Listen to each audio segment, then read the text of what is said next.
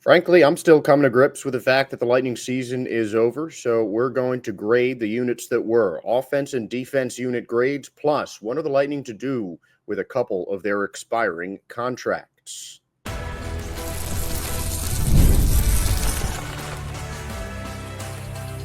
You're Locked On Lightning, your daily podcast on the Tampa Bay Lightning, part of the Locked On Podcast Network, your team every day. Welcome into another episode of Locked On Lightning. I'm Josh Sperber, thanking all of you for making Locked On Lightning your first listen every day. We're part of the Locked On Podcast Network, your team every day. And if your team is the Tampa Bay Lightning, then this is the show for you. Today's episode is brought to you by FanDuel. Right now, new FanDuel customers can get $200 in bonus bets if your first $5 bet wins. And we're going to start with grades for each unit, starting with the Tampa Bay Lightning offense. And as a unit, this was one of the best in the entire NHL. The Lightning offense were towards the top of the list in just about every single offensive category, leading the league in goals for and goals for per game, with the top 5 power play percentage as well. And the Lightning also won about 50% of their faceoffs, which was middle of the pack in the NHL, 17th in the league to be exact. And we're going to go with individual player grades a little bit later on, but I think for the Tampa Bay Lightning, it's hard to put a whole grade on the offense because there's a consistency factor that, I think definitely detracts some, but not a lot from the Tampa Bay Lightning offense, because for the most part, it was not the offense or lack thereof that had the Lightning lose games. Well, maybe the lack thereof, but the offense was usually one of the main factors in games that they won. Tampa Bay definitely had a couple games where their defense was in some ways keeping them out of it, but then the offensive unit was able to back them up and put pucks in net. One game that comes to mind for that example, I believe, was in March against the Buffalo Sabres. It was March 6th.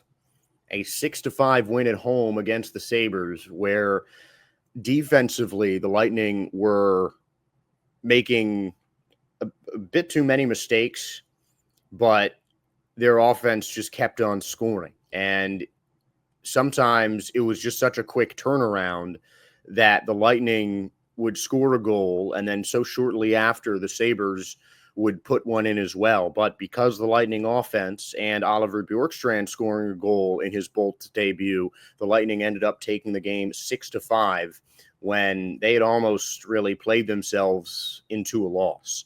And there were a couple games like that. And then there was the two shutout losses and a couple of overtime games or shootout losses that happened at Tampa Bay because their offense just didn't execute at the right times. And I think, though, for the most part, the Tampa Bay Lightning offense was one of the best in the league. And I think with every team in every single season, you're going to have moments that that just aren't indicative of how strong the unit is, how strong the team is. And that definitely happened for Tampa Bay in a couple moments. But for the most part, the Lightning offense was dominant and a force to be reckoned with. I think there's a period in December to January where, as John Cooper put it, the Lightning were making any opposing goalie look like a Vezina candidate. And I think that kind of speaks to how strong the offense is in a weird way, because you would have liked some of those saves not to be made. The Lightning in those games that I'm talking about would shoot a bunch of shots on goal, 25, 30 plus, and they'd only score a couple of them. They'd get their chances and then they would just get stopped by usually some crazy kind of goalie save. And I think, in a weird way, that speaks to how good the Lightning offense is, because opposing goalies know that they're going to need to step up against Tampa. And they know that the Lightning are going to have a lot of one-on-one opportunities with the shooter and the goalie. So it just kind of wills the goaltenders to step up, because you can step up and make plays on defense and trying to do that as much as you want. But just the way the game of hockey goes, and, any sliver of open ice can lead into a one-on-one with a goaltender. There's only, I feel like, so much you can do as a defenseman to really take things away from the offensive player. And a lot of times taking away from the offense comes down to the goaltender. And we'll talk about what that means for the Lightning's defensive grade in the next segment. But for the offense, I mean, the Lightning, I think, were the best offensive team in the NHL this season. Definitely the most productive. They had 6 more goals than any other team in the National Hockey League. And they're only shut out twice. It was an offense that stayed, for the most part, consistent. And in pretty much every game, it was a factor in the Tampa Bay Lightning taking home the win. I don't think the Lightning would have gotten into the playoffs without their strong offense. And next week, we'll go into a little bit more depth, start breaking down some of the individual players and lines on the Lightning's offense and defense. But, I mean, you look at that first line especially, the Lightning were close to having 3 40-goal scorers on one line. And on that first line of Point, Gensel, and Kucherov, Kuch was the only one who didn't have 40 goals. He had 37, missing 4 games over the season, but he had 121 points. So that kind of makes up for falling just shy of a 40-goal line. But, I mean, that was the best line offensively, the best line in hockey. I don't think there's a debate on that. And we'll talk about their A-plus grade next week. I know that shocks nobody. But as for the entire offensive unit, it was such a pivotal part of the Lightning's success in the regular season. And, you could tell that Bobrovsky made some big saves. And he definitely, played well in the postseason. And as much as I'd like to, I don't want to take that away from Sergei Bobrovsky in how well he played in the first round of the postseason. But the Lightning only topped 3 goals once during their win, and they allowed 6 goals twice in the first round playoff series. And you could just tell that the offense wasn't just clicking as well as it was in the regular season.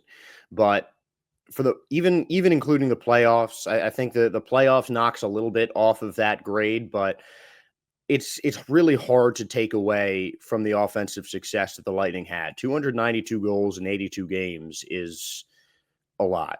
And for a team to lead the entire NHL in goals scored, I mean, no matter what the results are, no matter how the playoffs turned out, that's still an impressive feat that is worthy of being celebrated. So when it comes to grading the Lightning's offense, I think the playoffs takes a little bit off of that grade, but overall, I'm still going to give the Lightning offense an A for their performance in the 2024-25 regular season and playoffs. I mean, it's really hard to argue with the best offense in all of hockey. I think if the Lightning, were still in the postseason, if they had advanced a bit further, maybe that could go up to an A+, but it still, you can't take away from what the Lightning did in the regular season just based off of a poor postseason performance. So I think the Lightning offense get an A for mainly what they did in the regular season. And now in the next segment, we'll talk about grading the Tampa Bay Lightning defense.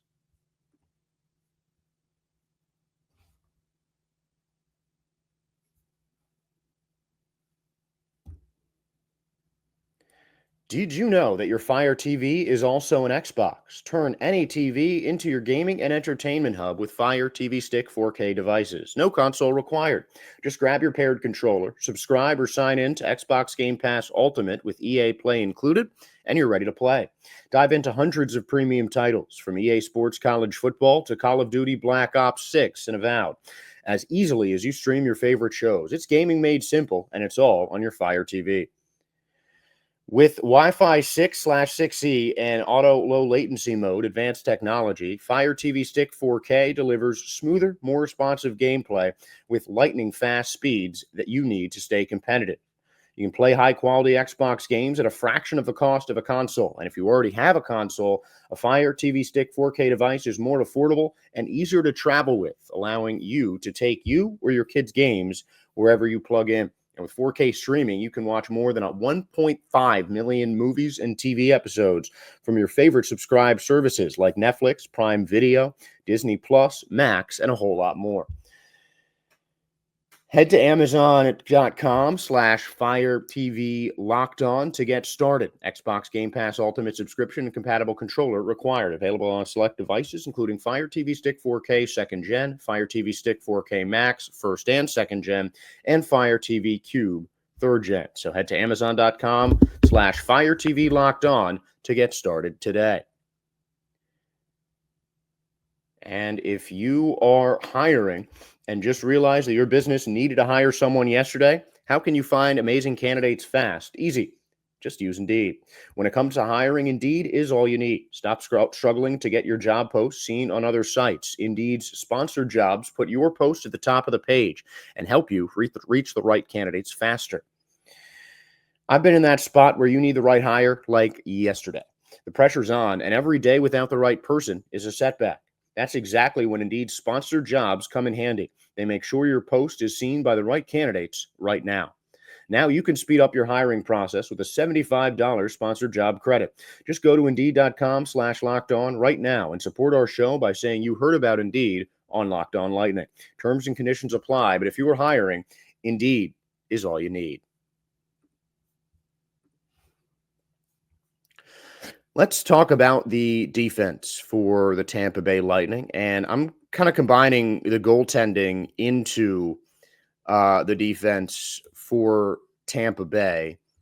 And the goaltending, I think, is something that is going to give the Lightning defense a pretty big boost because Andrei Vasilevskiy, a Vezina finalist, I think he'll end up finishing behind Connor Hellebuyck. I think Hellebuck's going to end up getting the Vezina trophy. But, I mean, if you think that it's just a runaway, then you're wrong. Andrei Vasilevskiy deserves that trophy every bit as much as Connor Hellebuyck does. He had a spectacular season, and in so many different games, he just kept the Lightning in it with his ability to stop shots. Vasilevskiy saw the second most shots in the NHL, about 45 fewer than Igor Shesterkin of the New York Rangers. He stopped only 3 fewer than Shesterkin with that many fewer shots. 6 shutouts, which was right behind Connor Hellebuyck, tied for second with Shesterkin. He also had 2 assists, so Vasilevskiy tied for the third most assists by a goaltender in the regular season, and he had one of the better goals allowed averages as well at .218. And I think that just with the amount of shots that Vasilevskiy saw, it just boosts his defense so much. I mean, the Lightning, and sometimes I feel like they didn't defend as hard because they knew they had Vasilevskiy in the net as a safety net, and he's just a guy that you can expect to stop shots.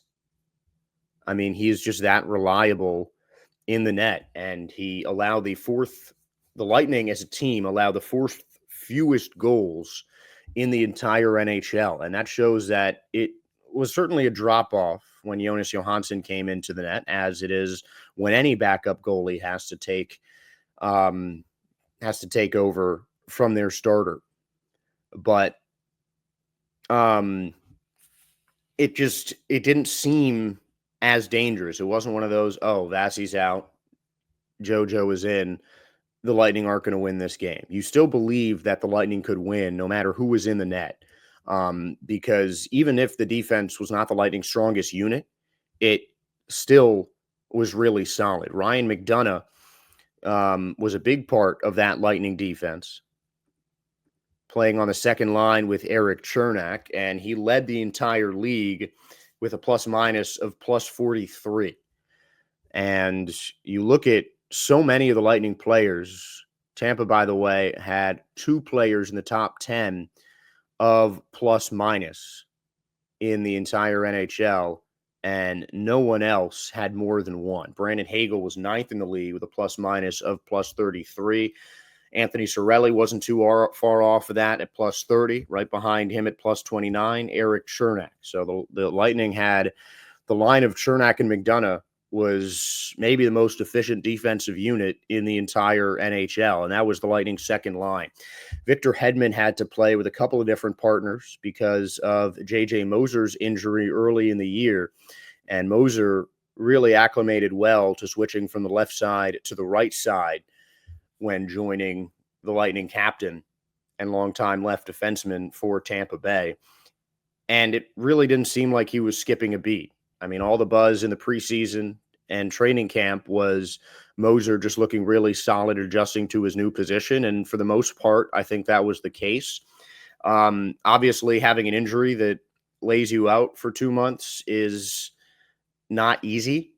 Certainly not easy to take that long away from the game. But the Lightning stepped up. They would go 11-7, especially in the postseason, a decent bit. Darren Radish was usually that extra defender, but he really stepped up when Moser was out and became part of that Lightning first line along with Victor Hedman, and was excellent on both the offensive and defensive side of things. And that was something that I really liked about the Lightning defense.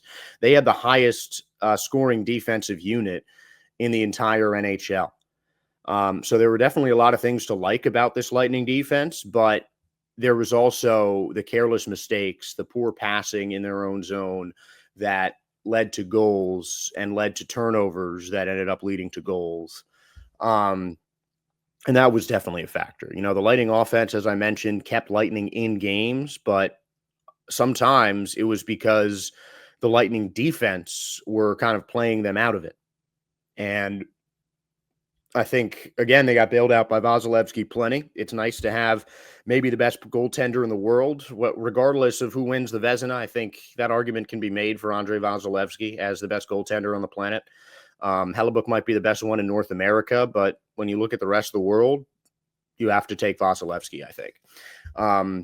But regardless of that rating, I think Andrei Vasilevsky playing a full season was huge for the Tampa Bay Lightning, second in the league in wins, and played some of the most games played of any goaltender in the NHL season as well. And having your starting goalie, especially when it's a player as great as Andrei Vasilevsky is, having him play the whole season is just a huge boost.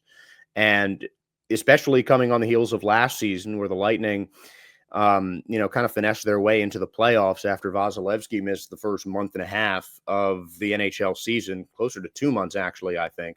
But, just having him back really filled a lot of the defensive holes that were made evident in the 2023-24 season.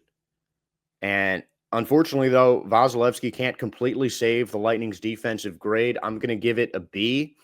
The playoffs knocked it down from a B plus, absolutely, because I think the Lightning's defense was definitely the root of a lot of their issues during the regular season, certainly the case in the playoffs. But I still think that they were solid. The Lightning defense definitely had some times where they kept Tampa in the game, and in a lot of their best games, you'd see a complete team offensively and defensively for all 60 minutes. So I'm going to give a B to the Lightning defense. Andre Vasilevsky and the playoff performance kind of cancel each other out. And it's a solid above average grade, I think, for the Tampa Bay Lightning defense. And now we're going to focus more on some individual players for the Lightning, with a number of expiring contracts entering free agency. Yanni Gourde, Cam Atkinson, Luke Glendening, Nick Perbix, and the one recently amended, Jonas Johansson. So now it's just skaters who have expiring deals for the Tampa Bay Lightning. Let's play extend or drop.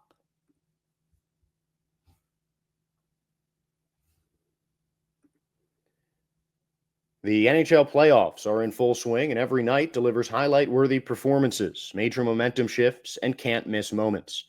Whether it's a game-winning shot or a breakout player, there's no better time to get in on the action.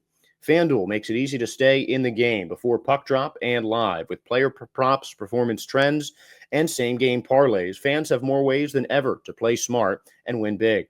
Which players are showing up in the biggest moments, and how could tracking their trends help you build your next bet? What would it look like to combine live prop bets mid-game based on how the action unfolds? If you've got a read on who's heating up, why not back it up with a same-game parlay? And how could $200 in bonus bets add to the excitement if your first $5 bet wins? New to FanDuel? It's the perfect time to sign up. Head to FanDuel.com and place your first $5 bet, and if it wins, you'll get $200 in bonus bets. Make every moment more with FanDuel, the official sports betting partner of the NBA.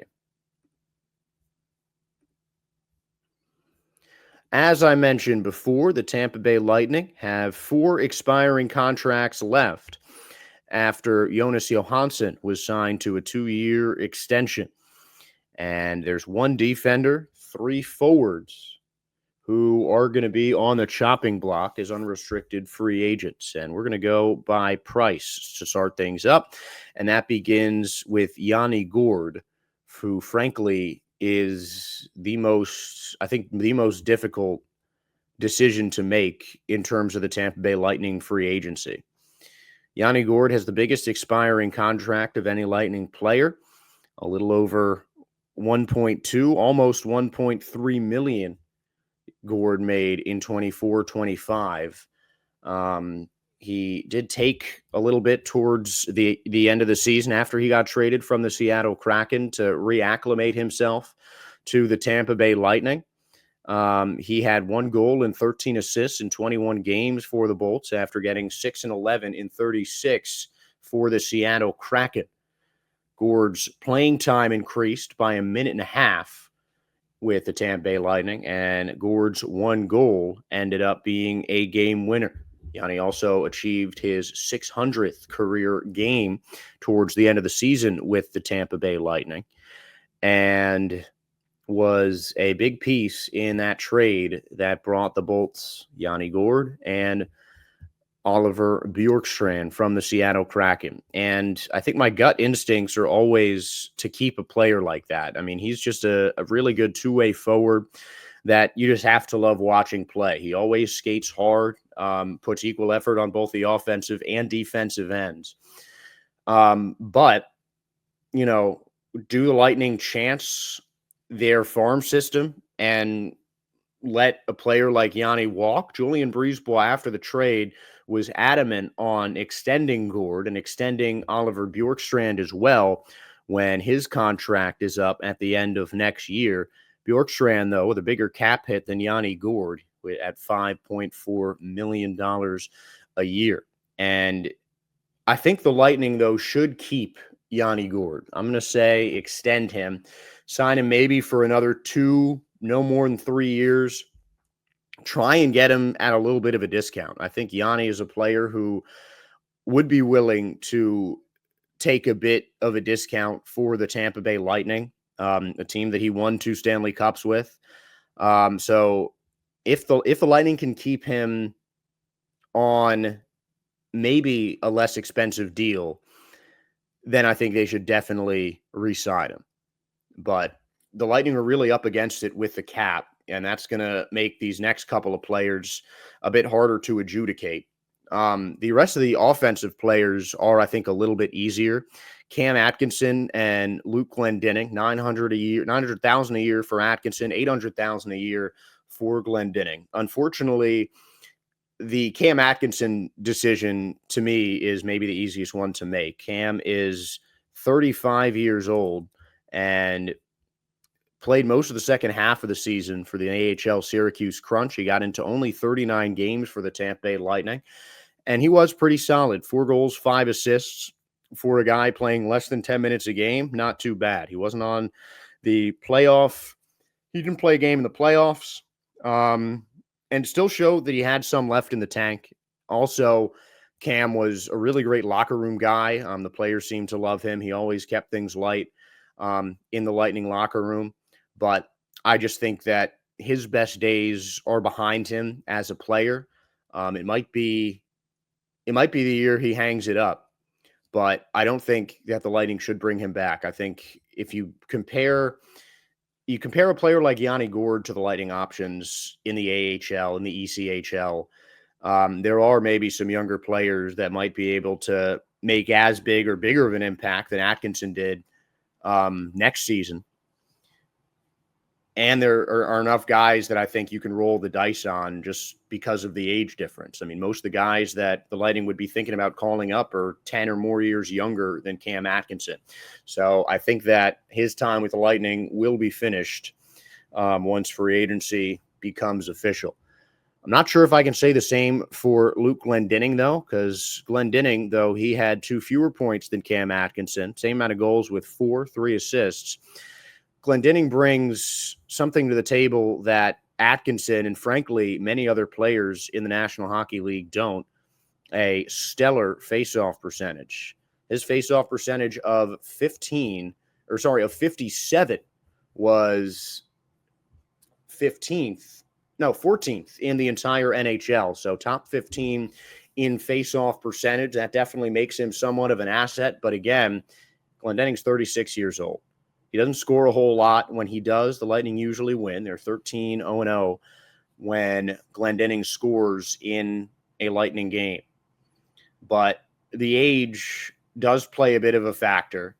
And the fact that Glendening is on the Lightning's 4th line, playing about 10 minutes a game, is a factor as well. So as much of a benefit as his faceoffs are, these are 2 offensive players I think the Lightning can afford to let go between Glendening and Atkinson, to make room for a guy like Dylan Duke or maybe Jaden Dureau, Jack Finley, some of the rookies, some of the younger players that the Lightning have brewing in the AHL in Syracuse and even in the ECHL in Orlando. So I think Gourde is a keep. Atkinson and Glendening are not. And Nick Perbix is in the same kind of conversation as Yanni Gourde. The fact that he has an over $1 million deal makes it harder for me to say to keep him.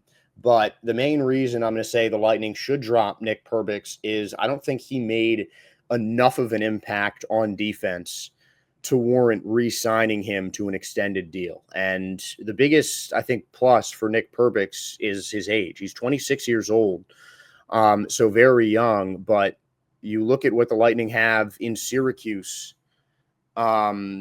especially, I think that some of those defenders are ready to step into a bigger role. And I think that is, like, my prediction for training camp already is a huge battle between Declan Carlisle and Max Crozier for that Lightning 6 defenseman spot. And Emil Lilleberg might not have a safe job as well between those players, but I think that is going to be a big battle because the Lightning are going to let Nick Perbix walk. I think that Perbix, while he was a solid defenseman, he had 13 assists, 19 points, 6 goals, and a +8 margin in 74 games for the Tampa Bay Lightning. I just don't think he brings enough to the table individually that the Lightning shouldn't let him go for a cheaper option like Max Crozier or Declan Carlisle on an entry-level deal or even a 2-way deal. So of the 4 Lightning expiring contracts, Yanni Gourde might be the only one that they bring back. but hopefully they can get him on a discount. I don't think Cam Atkinson, Luke Glendening, or Nick Perbix will be back on the Tampa Bay Lightning in the 2025-26 season. And that is it for the week. I want to thank all of you for making Locked On Lightning your first listen every day. And now for your second listen, check out the all-new Locked On NHL Game Night every night until a Stanley Cup champion is crowned. Get local analysis on a national scale. Find NHL Game Night on Locked On NHL on YouTube or wherever you listen to your podcasts. And on YouTube or wherever you listened to today's podcast, thank you again. Please give us a like, a follow, and subscribe. We do appreciate your guys' support as we do this show for you, the fans. So thank you for being fans of Locked On Lightning. Go Bolts, and have a great weekend.